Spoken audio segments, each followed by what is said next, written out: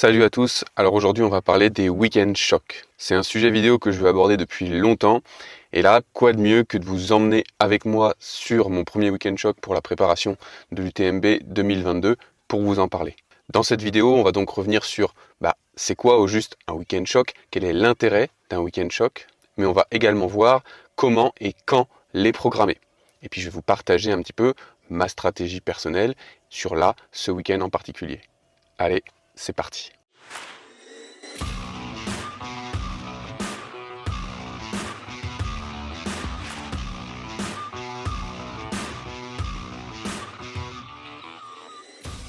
Donc pour commencer, le week-end shock c'est quoi ? C'est un microcycle qui va s'étendre en général de 2 à 4 jours. L'objectif de ce cycle, ça va être d'accumuler un maximum de volume d'entraînement et si possible un volume d'entraînement spécifique. L'objectif va être un petit peu de reproduire les conditions de course. C'est pour ça qu'il va falloir essayer de trouver lors des week-end shocks un terrain qui va se rapprocher du type de terrain que vous allez avoir le jour de la course. Alors si vous avez la possibilité de faire une reconnaissance du parcours, c'est parfait pour faire un week-end shock, mais si c'est pas possible, essayez de trouver un terrain où la technicité, où le rapport kilomètre par dénivelé est à peu près similaire à celui de la course. Évidemment, c'est quand même possible de réaliser un week-end shock si on ne réunit pas ces conditions-là, mais c'est juste pour essayer d'optimiser. Le point négatif, c'est donc du coup que ça impose souvent un déplacement. C'est donc quelque chose qu'il faut prévoir suffisamment en amont parce qu'il y a toujours un petit peu de logistique autour de ces week-ends-là. Le curseur est mis sur le volume, on l'a dit. L'objectif, c'est de reproduire des conditions de course, que ce soit sur la dépense énergétique ou sur la fatigue accumulée. Le week-end shock, c'est à la fois un entraînement physique et mental. Le but va être d'enchaîner des efforts de longue durée avec la fatigue.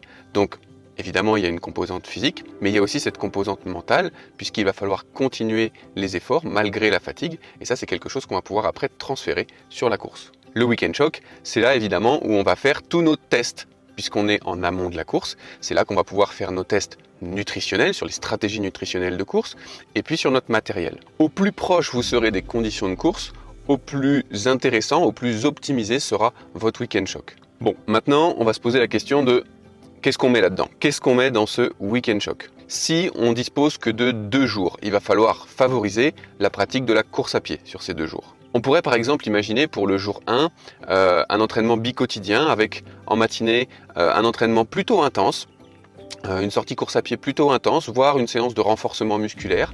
Et puis l'après-midi, une séance beaucoup plus longue, beaucoup plus en endurance, voire en rando-course pour compléter la journée. Le but de ce jour 1, ça va être de créer de la fatigue qu'on va devoir gérer pendant le jour 2. Le jour 2, du coup, le but va être de travailler sur la fatigue et donc là, on va pouvoir vraiment prévoir une sortie longue qui peut prendre 4, 5, 6, 7 heures en fonction de nos capacités, mais vraiment en mode rando-course. Si on a prévu un petit peu plus de temps pour ce week-end shock, par exemple 3 ou 4 jours, on va garder un petit peu la même stratégie sur le jour 1 avec une séance un petit peu intensive, quelque chose qui va nous puiser un petit peu pour générer un petit peu de fatigue. Le jour 2, on peut prévoir par exemple une séance en endurance à pied couplée à une petite sortie en entraînement croisé à vélo. On pourrait aussi imaginer une seule grosse sortie qui pourrait se faire soit en rando-course, soit complètement à vélo.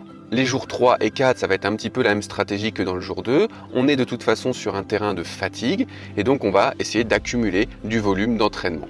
Donc si on voit vraiment que la fatigue nous limite dans nos capacités, il ne faut pas hésiter à réduire un petit peu l'intensité, à faire davantage de rando-course ou à utiliser toute activité croisée. Alors maintenant, je vais vous parler du week-end shock que je suis en train de faire. Donc il s'intègre dans la préparation de l'UTMB 2022. Et en fait, j'ai choisi, donc là j'ai 3 jours, et j'ai choisi d'intégrer une course officielle dans ce week-end shock puisque je participe à la Transjus Trail. Donc c'est un format 40 km que j'ai choisi et qui aura lieu le dimanche. Moi je suis là depuis le vendredi, je suis arrivé à la mi-journée, donc vendredi après-midi, j'ai mis une séance à pied avec une petite reconnaissance du parcours. J'ai fait une sortie de 13 km avec 850 mètres de dénivelé. J'ai pris mon temps, mais ça m'a permis déjà de créer une petite fatigue, en plus du trajet en voiture que j'avais fait juste avant. Bon, c'est parti pour la première séance de ce week-end. Donc là, je suis parti sur une petite boucle qui fait une reco du parcours de dimanche. Je sais pas trop combien de bornes j'ai. Je dirais petite quinzaine. peut-être même, ouais si, quinzaine. Il doit y avoir un bon dénivelé, je pense au moins 800, parce que c'est la partie qui monte du parcours, ça se voit. Je suis un peu essoufflé. À froid là, comme ça, on est dans le pentu direct. Je sors de 4h30 de bagnole. On y va tranquille, hein, on monte, hein, mais ça fait tout de suite tout drôle dans les jambes. Donc voilà. Premier reco. Bon, ce qui est agréable, c'est que ils annonçaient de la flotte. Et là, il fait beau. Donc j'en profite. Je suis un peu chargé. J'ai pris du matos photo, vidéo pour essayer de me faire un peu plaisir sur les images. Et puis comme ça me fait un petit lest. C'est pas plus mal. Et voilà, on se retrouve un peu plus tard sur le parcours. Mais pour l'instant, franchement, c'est joli. Là, ça doit faire un quart d'heure, 20 minutes que je suis parti. Le sentier est hyper cool. C'est un GR, un beau single. Franchement, on va se régaler sur ce parcours, je pense. Allez, à toutes.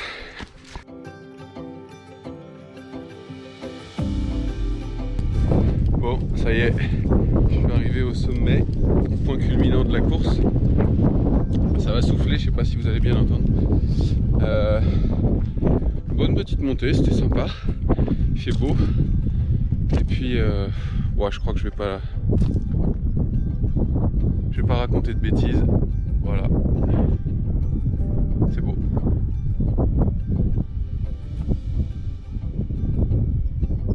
Le lac Léman, si je ne m'abuse. Allez, c'est l'heure de manger un petit coup.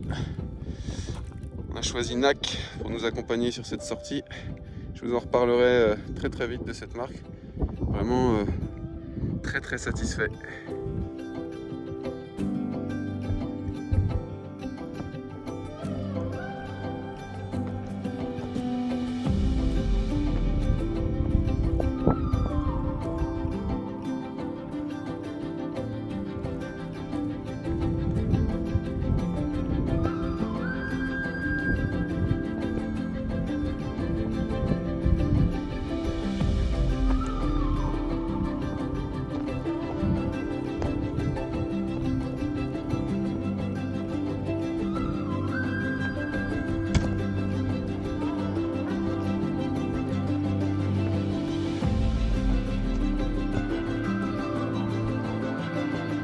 Bon, et ben fin de cette première journée.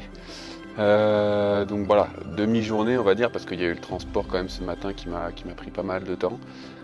Du coup j'ai fait une reco partielle du parcours. J'ai fait la reco de la partie la plus haute qui est située dans la dernière moitié de course, avec la montée sur la Dôle. Donc vraiment parcours très très sympa, des petits singles, un terrain très très cool, un bon dénivelé quand même sur cette partie, parce qu'au final je pensais faire un tour d'une bonne quinzaine de bornes. En fait c'était une petite quinzaine de bornes, puisque j'ai fait seulement on va dire 13 bornes et demie, mais il y avait quand même 850 mètres de dénivelé, donc voilà, c'était assez copieux. Mais voilà, le but c'était d'y aller vraiment cool. Là on n'est pas dans une course, on cherche pas à mettre de l'intensité, on cherche vraiment à accumuler du volume d'entraînement. Donc j'ai fait ça en mode vraiment rando course. J'ai beaucoup marché, j'ai trottiné, couru dans les descentes, profité du paysage, pris le temps de regarder ce qu'il y avait autour de moi. C'était vraiment un bon moment. En plus j'ai vraiment eu une météo cool et clémente avec moi à ce moment-là. Et donc là, là c'est l'heure du repas, donc on va recharger un petit peu les batteries. On s'est prévu des petits trucs sympas. Qu'est-ce que j'ai là? J'ai une salade de quinoa, lentilles, tomates séchées, un petit peu de pesto, des graines. Voilà, donc c'est une petite recette que nous a donné mon ami William Seychelles, avec qui j'ai fait la vidéo nutrition là il n'y a pas longtemps. Vraiment un truc super sympa. Si ça vous intéresse, je pourrais partager la recette. Un petit avocat, de la salade, et puis en dessert on fera un petit bout de pastèque, parce que la pastèque, moi c'est quand même mon petit truc, j'adore ça sur les ravitaux.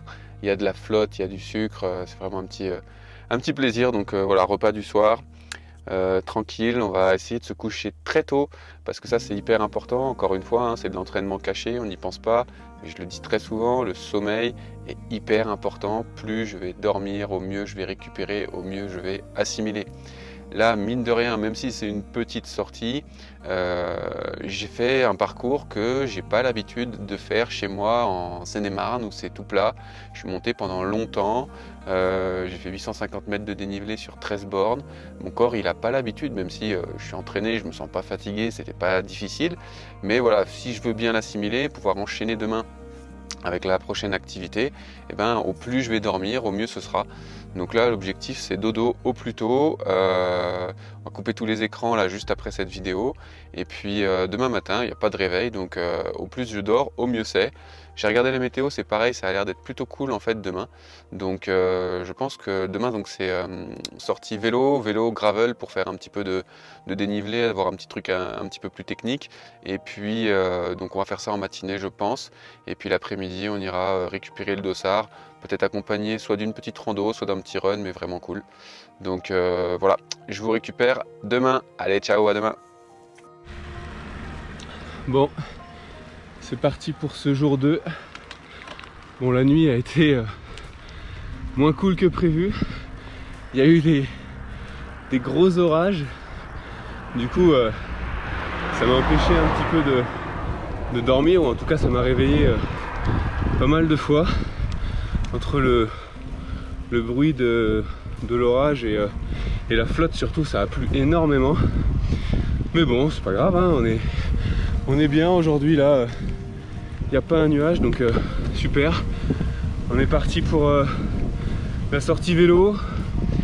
Donc il y a quoi? Il y a à peu près 35 km, 30-35 km pour 500-600 mètres de dénivelé. Donc voilà, on y va tranquillou. C'est parti, et puis je vous montre quand c'est joli. Allez, à toutes. Bon, là c'est juste magique. C'est vraiment trop beau. Ça fait vraiment plaisir de se retrouver en montagne. Là c'est vraiment top, les conditions sont géniales. On va faire un tour là, on va aller voir des fruitières. Donc je sais pas trop à quoi ça correspond. Est-ce que c'est des vergers? Est-ce que c'est des... Je sais pas, je connais pas, ça se trouve ça n'a rien à voir. C'est un truc en rapport avec le fromage ou je sais pas quoi. Donc on va voir, mais quel plaisir, quel régal.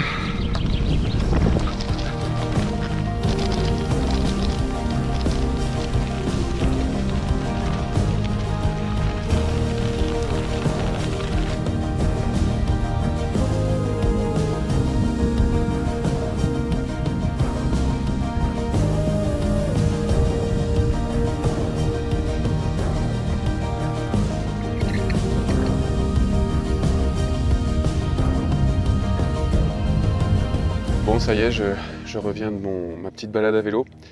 Là, c'était vraiment une super sortie, je me suis régalé, c'était magnifique, les chemins étaient top, les conditions étaient parfaites. C'était vraiment cool. J'ai dû modifier un peu la trace qui passait par des endroits vraiment moyens à certains moments. Et donc, du coup, ça m'a fait couper un petit peu à certains endroits.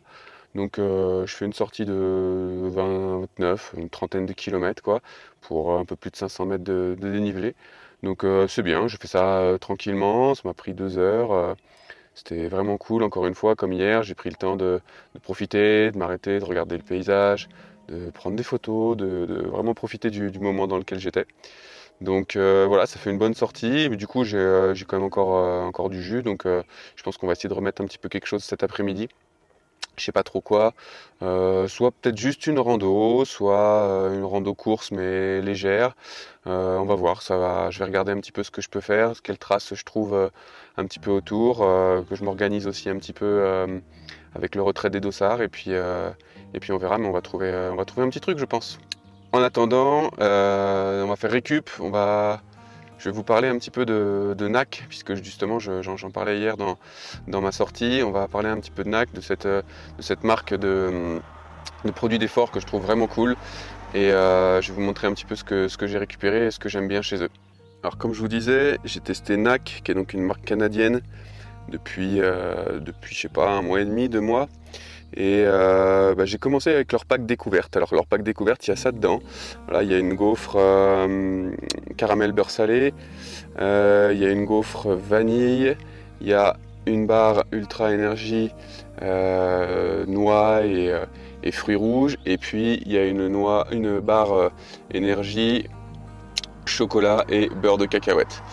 Alors franchement, ce pack il est top parce que franchement les 4 produits sont vraiment cool, les 4 sont très bien, ils s'assimilent bien. J'aime beaucoup la texture des barres qui est pas trop lourde, qui est pas trop sucrée. Alors clairement moi ma préférence elle va sur la noix et fruits rouges. Je trouve que en termes de goût elle passe super bien. Les petites gaufres je dirais que c'est plus un plaisir en fait. Je vais les prendre en collation, je vais les prendre choses comme ça. Je les emmène pas forcément trop sur les sorties et je me vois pas forcément trop les manger en course. Ou alors c'est quelqu'un qui me les amène à un ravito. Mais par contre elles sont top en termes de goût. Et en plus de ça, j'ai pris chez eux leur barre ultra énergie caféine. Donc c'était caramel macchiato, donc il y a du café dedans. Je suis pas trop fan des desserts au café, mais là franchement je dois avouer qu'elle passe bien aussi. La texture, c'est comme les 2 autres barres là, elle est vraiment chouette en bouche, ça se passe vraiment bien. Et puis je dois dire que voilà, je l'ai prise 2-3 fois. Je veux pas dire j'ai senti le coup de fouet, il est où le placebo là-dedans, j'en sais pas, mais en tout cas je me suis senti bien avec, donc voilà, je regrette pas. Et vraiment une marque très intéressante. J'ai hâte qu'ils annoncent plus de produits en France, parce que pour l'instant leur catalogue il reste encore un petit peu limité en France, mais ça ne saurait tarder. Donc voilà, à découvrir et puis à mettre en pratique sur les courses cette saison. Alors là du coup sur ces 2 premiers jours, j'ai pas fait vraiment de grosses sorties longues à la journée. Pourquoi ? Parce que demain, dimanche, j'ai quand même une course qui m'attend. Le but c'est pas d'arriver non plus fracassé sur la course et de se blesser. Donc j'ai quand même minimisé un petit peu le volume sur ces 2 premiers jours, mais ce qui va me permettre quand même de finir avec une grosse charge d'entraînement demain où je vais pouvoir quand même mettre un petit peu d'intensité. Donc là, vraiment, l'intérêt sur ces 2 jours et demi, parce qu'on ne peut pas vraiment considérer 3 jours, ça va vraiment être d'accumuler un certain nombre d'heures d'entraînement et puis surtout de l'entraînement spécifique, puisque j'ai fait de la rando-course hier, je vais aller recourir un petit peu ce soir et demain j'ai une course officielle, donc là, rien de mieux pour se mettre dans des conditions réelles de course. Et au final, je pense que voilà, sur ce court laps de temps, je vais avoir facilement 11, 12 heures, voire 13 heures d'efforts cumulés sur le week-end. Donc ça va être intéressant pour me générer un petit pic de charge. Bon, ça y est, on est au J3. Après l'entrée et le plat de résistance, on va passer au dessert. Donc je suis sur la ligne de départ, là quasiment, là, de ce 40 km de la Transvue. Il n'y a pas grand monde.